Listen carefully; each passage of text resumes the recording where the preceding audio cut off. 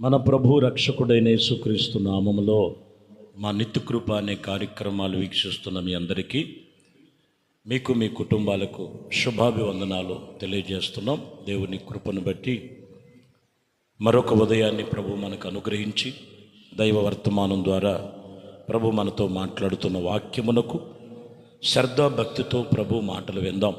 పరిశుద్ధ గ్రంథములో నుండి కీర్తన గ్రంథము 36వ కీర్తన 10వ వచనం.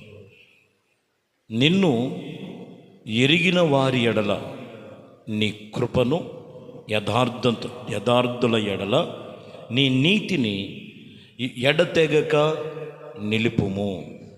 ఇక్కడ గమనించినట్లయితే ఎవరైతే ప్రభువుని ఎరుగుతారో నిన్ను ఎరిగిన వారి ఎడల నీ కృపయు యథార్థము కలిగిన నీతి ఎడతెగక నిలుపును. ముందు మనము దేవుడు ఎవరు అనేది మనం ఎరగాలి. ఆయన మన పట్ల ఏం చేస్తారు అని మనం ఎరగాలి. ఆయన మన మనవులన్నీ ఆలకిస్తున్నాడా లేదా అని మనం ఎరగాలి. ఆయన దృష్టికి మనము యథార్థముగా నడుచుకుంటున్నామా లేదా అని మనం ఎరిగినట్లయితే నీతి ఎడతెగక నిలిపినట్లుగా వాక్యం ఇక్కడ చెబుతున్న మాట. కాబట్టి ప్రియమైన దేవుని బిడ్డలారా, దేవుడు వాక్యం ఇక్కడ నీతో సత్యమును బోధిస్తూ, దేవుడు కృప యథార్థత ఆయన యథార్థ హృదయముల ఎడల నీతిని ఎడతెగక నిలుపువాడు. ఈరోజు నీ హృదయము యథార్థముగా ఉన్నదా? దేవుని కృప కొరకు ఎదురు చూస్తున్నదా? ప్రభు ఈరోజు వాక్యముతో నీతో మాట్లాడుతున్న మాట అది. కీర్తనలో 64వ కీర్తన 10వ వచనాన్ని చదువుతాం.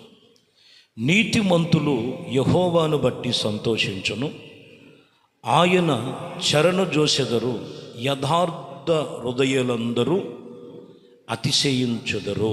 ఇక్కడ మీరు గమనించాలి, నీతిమంతులు యెహోవాను బట్టి సంతోషిస్తారు, యథార్థ హృదయములో ఆయన్ను బట్టి అతిశయించదరని రాయబడింది. కొందరు అతిశయపడుతుంటారు. దేనికి అతిశయం? నేను ఒక ఇల్లు కట్టుకున్నాను, ఇంటిని బట్టి అతిశయం, బంగారాన్ని బట్టి అతిశయం, పేరు గొప్పతనాన్ని బట్టి అతిశయం, లేకపోతే ఇంకేదో ఈ లోక సంబంధమా. ఖచ్చితంగా వాక్యం ఇక్కడ చెప్తున్న మాట ఏమై ఉన్నదంటే, నీతిమంతులు యెహోవాను బట్టే సంతోషించాలి. నువ్వు నిజముగా యథార్థముగా ఉన్నటువంటి అనుభవం కలిగినప్పుడు అతిశయించువాడు ఈ లోక సంబంధమైన దేనిని బట్టి కాదు, కానీ దేవునిని బట్టే నువ్వు అతిశయించాలి. అది యథార్థమైన హృదయము గల వారి ఎడల ఆ అతిశయం ఉంటుంది. వాటిని చూసి ఈరోజు దేన్ని చూసి అతిశయపడుతున్నాం? కొందరు మనం చూస్తే నా పిల్లలు అంటారు, కానీ ఆ పిల్లలతోనే వాళ్ళ దుఃఖము, వాళ్ళ యొక్క ఇంకా చెప్పాలంటే వాళ్ళ పరిస్థితులన్నీ వెళ్ళబుచ్చిన వారు కూడా ఉన్నారు. నా ధనము అని చెప్పి ఆ ధనములో ఏది కొంచెము కూడా తీసుకొని వెళ్ళలేదు. ఉన్నది ఉన్నట్లుగా విడిచిపెట్టేసి వెళ్ళిపోయిన వారు కూడా లేకపోలేదు. ఇంకా నా పేరు, నా గొప్పతనం అని చెప్పి గొప్పలు చెప్పుకున్నటువంటి గొప్పలుగానే మిగిలిన కానీ ఆ మనుషుడు కనుమరుగైపోయాడు. ఈరోజు మనము అతిశయించువాడు యథార్థ హృదయముతో దేవుని యందే అతిశయించాలి. ఆయన యందే మనము సంతోషించి చరణ జోసెద వారి వలె యథార్థ హృదయముగా దేవుని యందు మనం అతిశయపడాలి. చూద్దాం, ఇంకొక మాటను మనం గమనించినట్లయితే కీర్తన గ్రంథములో 7వ కీర్తన 10వ వచనములో 7వ అధ్యాయము 10వ వచనములో, దుష్టులు చెడుతనమును మాన్పుము, నీతి కలిగిన వారు స్థిరపరచి యథార్థ హృదయులను రక్షించి దేవుడు నా కేడమై ఉన్నారని వాక్యం ఇక్కడ చెప్తున్నమాట.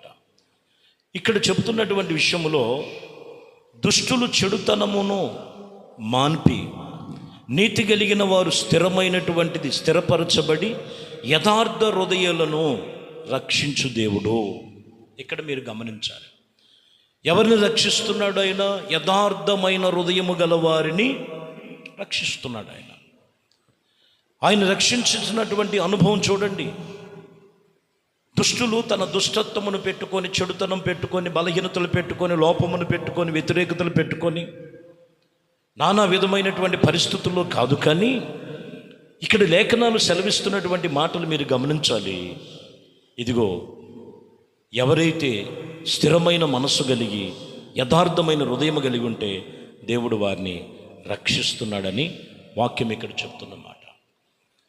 కీర్తన గ్రంథంలోని 101 కీర్తన 1 వచనం, నేను కృపను గురించి న్యాయమును గురించి పాడెదను, యెహోవా నిన్ను కీర్తించెదను, నిన్నే కీర్తించెదను.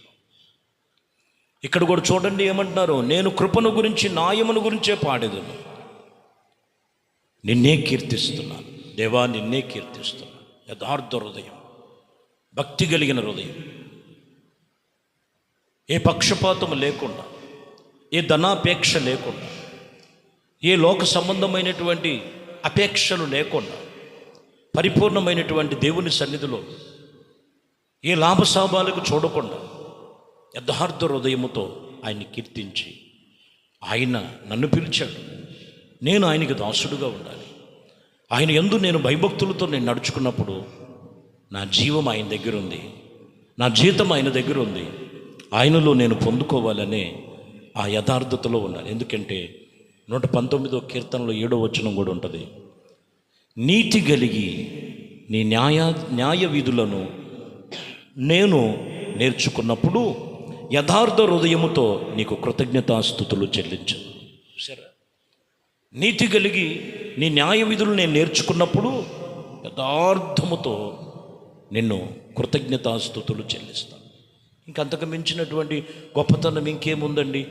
వాక్యం ఇక్కడ చెప్తున్నటువంటి మాటలు, అంత గొప్పగా దేవుడు వారిని ఆశీర్వదించి, అంత గొప్పగా వారిని దీవించి, అంత గొప్పగా వారిని కృపలో స్థిరపరచబడి, వాక్యం ఇక్కడ చెప్తున్నటువంటి మాట, యథార్థముగా ప్రభు ఆయన కృపలో నడిపిస్తున్నటువంటి దేవుడు కదా. ఈరోజు మనం ఆయన సన్నిధిలో ఆయనతో మనం నేర్చుకోవాల్సినవి చాలా చాలా చాలా ఎన్నో ఉన్నాయి.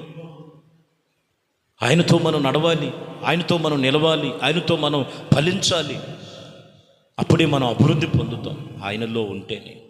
ఇక్కడ అదే చెప్తున్నమాట. ఎందుకంటే మీరు గమనించాలి, మత్తయి సువార్తలో 15వ అధ్యాయం 9వ వచనంలో అంటారు, అక్కడ మనుషులు కల్పించిన పద్ధతులు